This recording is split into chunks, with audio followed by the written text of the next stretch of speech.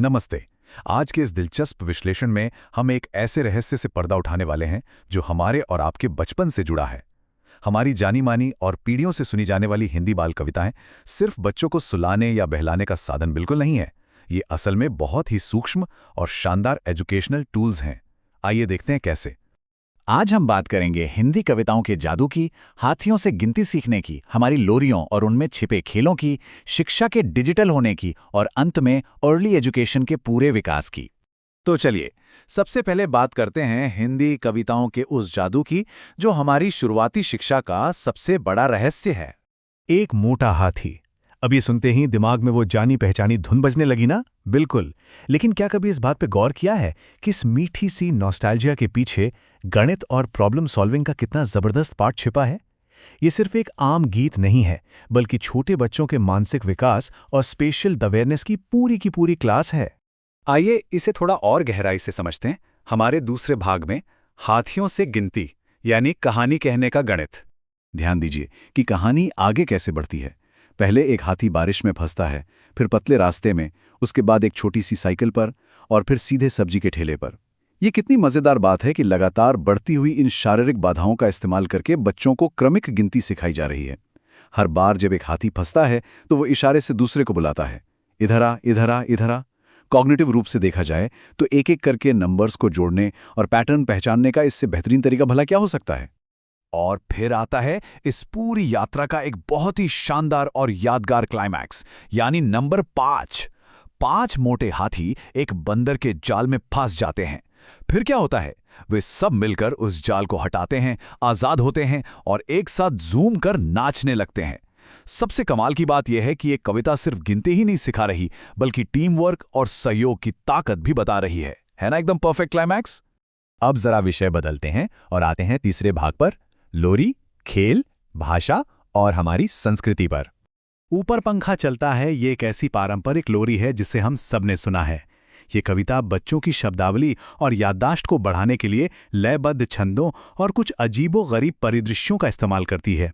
सोते समय पंखा चलने की वो शांत सी छवि अचानक एक बड़ी ही बेतुकी लेकिन मजेदार कहानी में बदल जाती है, जहां सोते सोते भूख लगाती है, बिना दाने वाली मूंगफली मिलती है और फिर कोटा से आए एक मामा की एंट्री होती है। ये हिस्सा लोकगीतों की मॉड्यूलर संरचना और कॉग्निटिव मेमोरी मैपिंग का एक बहुत ही शानदार उदाहरण है। देखिए, एक लाइन में अजय सोता है और उसे मूंगफली मिलती है, वहीं दूसरी लाइन में मुन्नी सोती है और विजय मूंगफली लाता है। ये हमें बताता है कि कैसे कविता की लय को बिना तोड़े अलग अलग नामों को बदलकर इसे एकदम पर्सनलाइज्ड किया जा सकता है। इससे सुनने वाले बच्चे का जुड़ाव और भी ज्यादा गहरा हो जाता है। और इस मजेदार सी बेतुकी कहानी में ट्विस्ट तो तब आता है जब मामा कोटा जाते हैं और वहां से एक तोता ले आते हैं। वो तोता मूंगफली के गायब दाने खा लेता है और फिर मामा को ही गाना सुनाता है। मतलब मामा की तो जैसे कोई गलती ही नहीं। छोटे बच्चों के लिए भाषा को इतना आकर्षक बनाने का ये तरीका वाकई अनोखा है, जो उनकी कल्पना की उड़ान को एक नया आसमान देता है। अब हम अपने विश्लेषण के चौथे पड़ाव पर हैं, जो आज के समय की सच्चाई है, डिजिटल शिक्षा की ओर बदलाव।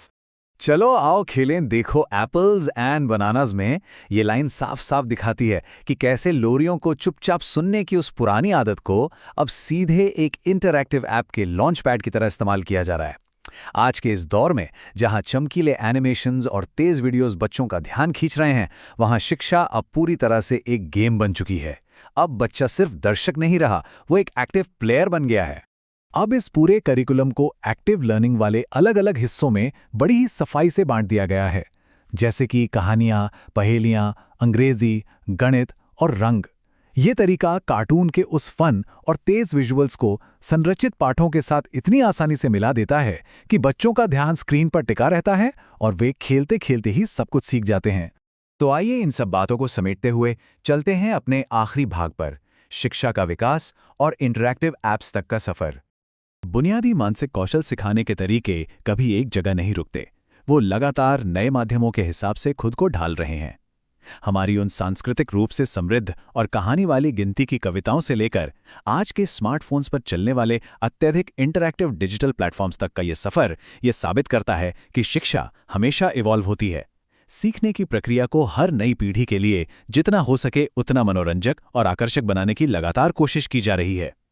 और आज का ये पूरा विश्लेषण हमें अंत में एक बहुत ही सोचने वाले सवाल के साथ छोड़ जाता है।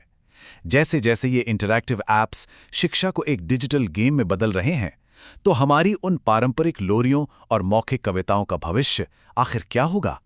ये सोचना वाकई दिलचस्प है कि बाल कविताओं का वो सदियों पुराना जादू आने वाले कल की स्क्रीन और तकनीकों के साथ कैसे तालमेल बिठाएगा। क्या आने वाले समय में भी कोटा वाले मामा का वो पुराना आकर्षण ऐसे ही बरकरार रहेगा? इस बारे में जरूर सोचिएगा।